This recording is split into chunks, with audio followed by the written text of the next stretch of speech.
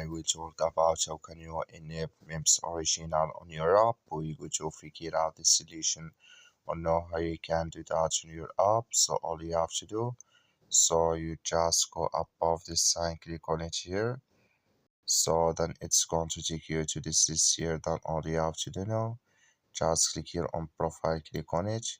You just click on profile here, then it's going to take you to your profile. Then all you have to do, so you just go above this sign, click on it here, then it's going to show for your list like this here. Click on settings here. So when you click on settings, it's going to take you to this list here. Then you go down, just keep going down, then you click here on activity filter, click on it here. So then you come to this list here, come here to original memes for publications, click in this sign, then like you say original memes enable with us now. Go above save, click on it, and it's going to save with you.